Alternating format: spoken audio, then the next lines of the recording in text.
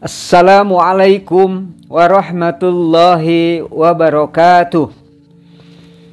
Alhamdulillahi rabbil alamin.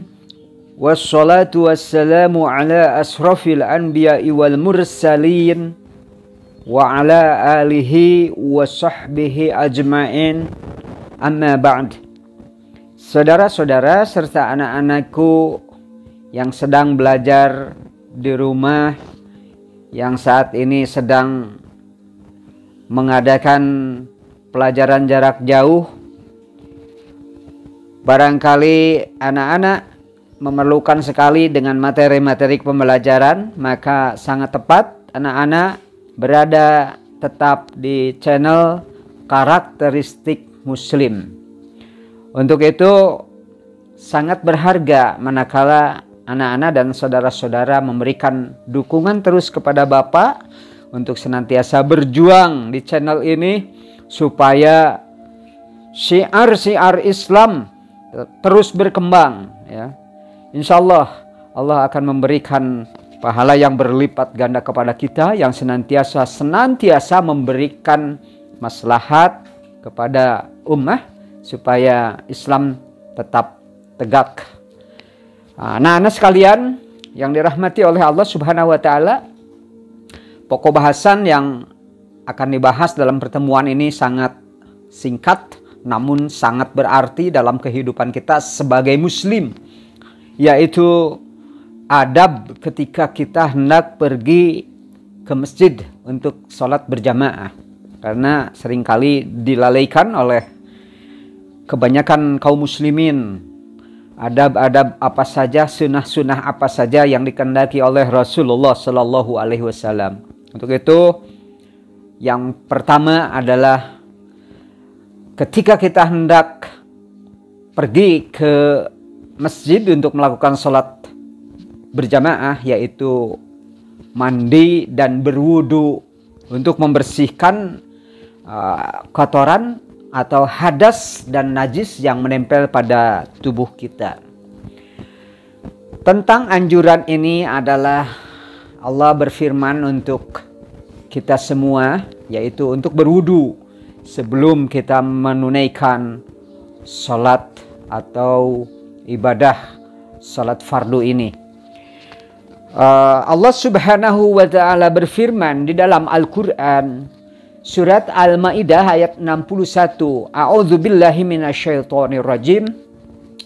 Ya ayyuhalladzina amanu idza kumtum ilas shalah faghsilu wujuhakum wa aydiyakum ilal marafiq wamsahu biru'usikum wa arjulakum ilal ka'bain. Artinya, hai orang-orang yang beriman, apabila kamu hendak sholat, maka cucilah muka-muka kalian dan tangan-tangan kalian sampai siku. Usaplah kepalamu dan cuci kaki kalian sampai mata kaki. Ayat ini merupakan dalil atau dasar hukum tentang wajibnya kita melakukan wudu sebelum sholat. Yang kedua, sebelum kita berangkat ke masjid, yaitu hendaknya kita tidak memakan yang bau-bau.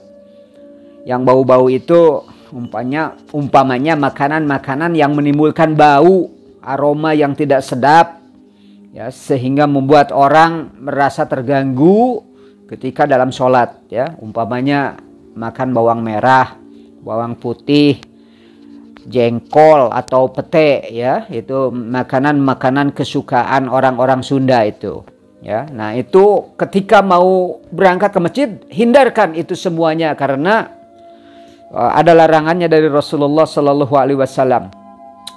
Dalam sebuah hadis Rasul menegaskan, barang siapa yang memakan ini, yakni bawang putih, maka janganlah sekali-kali kalian mendekati masjid kami, kata Rasul.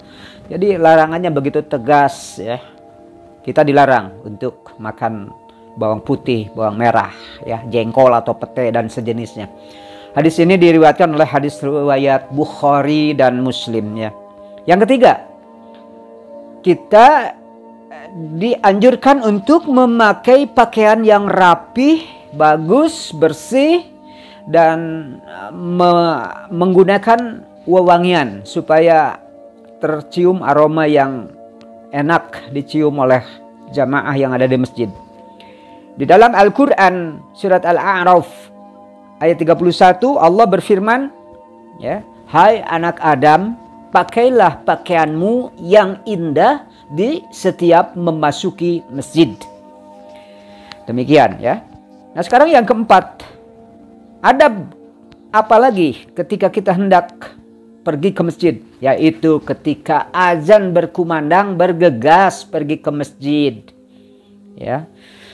Di dalam Al-Quran dikatakan, ya, maaf ya, di dalam hadis ini, Fa'idha hadaratis shalah kharaja ilaiha.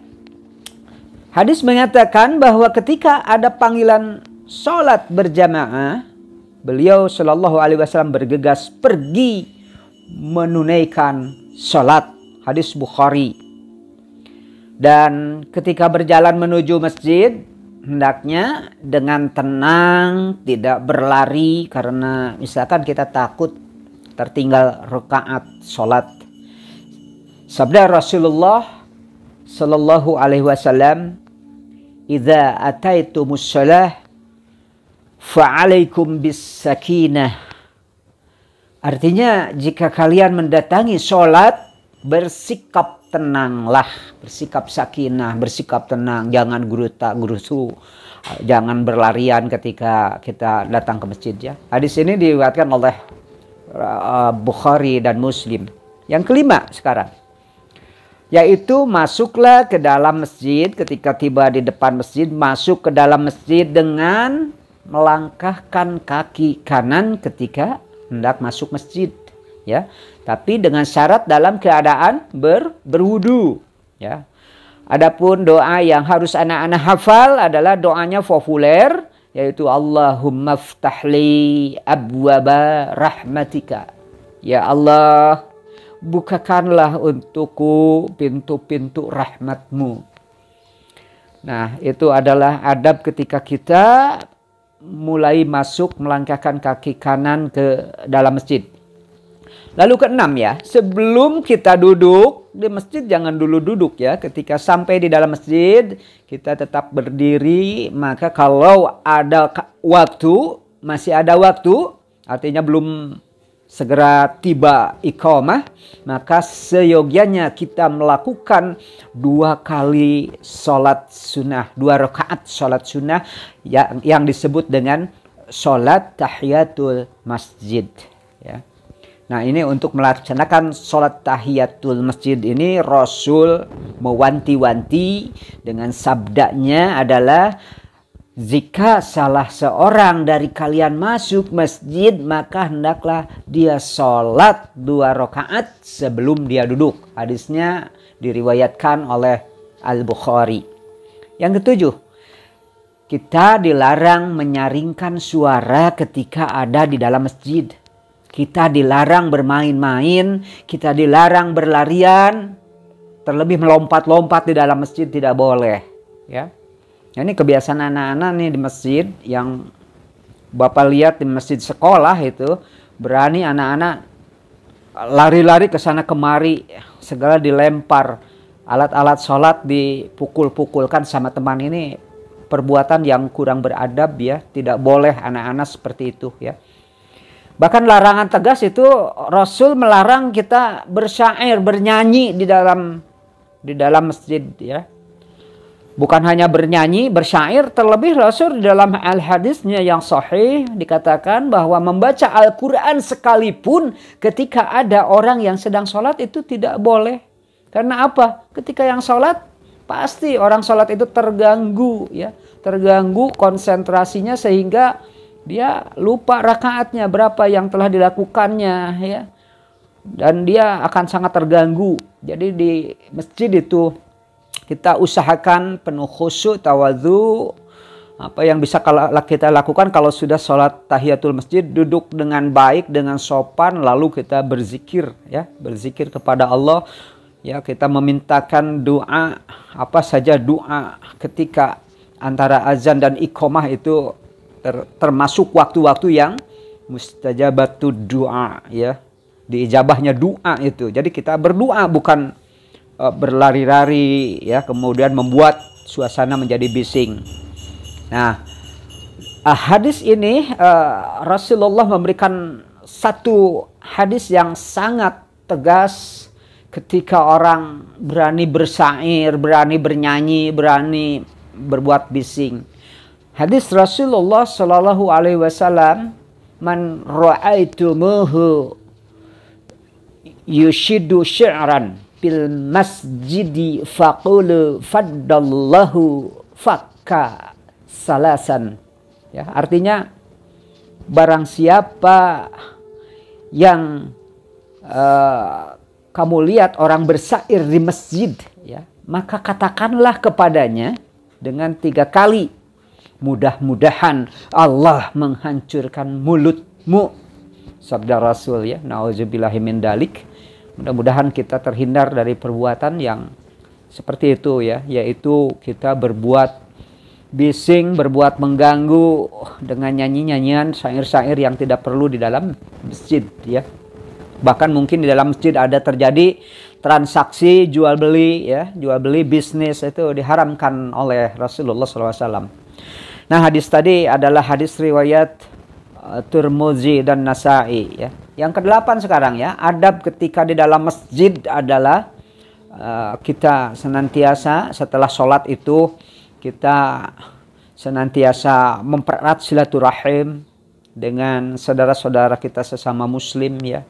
Terus kita bermusyahafah, kita bersalaman, kita dekatkan tali kekeluargaan. Lalu setelah selesai, ya, kita keluar dari masjid dengan melangkahkan kaki, yaitu doa yang sangat populer yang harus anak-anak hafal adalah Allahumma inni as'aluka min fadlika. Diulangi lagi, Allahumma inni as'aluka min fadlika. Artinya, wahai Allah, wahai Tuhanku, wahai Rabbku, sesungguhnya aku memohon kepadamu akan keutamaanmu. Jadi orang muslim yang telah melakukan kunjungan ke Baitullah, yaitu masjid, maka dia termasuk orang yang diberikan keutamaan daripada orang-orang yang lain, ya. Nah, demikianlah adab-adab yang bisa Bapak sampaikan dalam kesempatan ini. Mudah-mudahan bermanfaat untuk anak-anak dan saudara-saudara yang dirahmati oleh Allah Subhanahu wa Ta'ala. Semoga anak-anak memberikan dukungan support dengan like, comment, subscribe supaya channel Bapak berkembang terus dan Bapak bersemangat untuk senantiasa beramar ma'ruf nahi munkar. Demikian, wallahu ta'ala a'lam. Wassalamualaikum warahmatullahi wabarakatuh.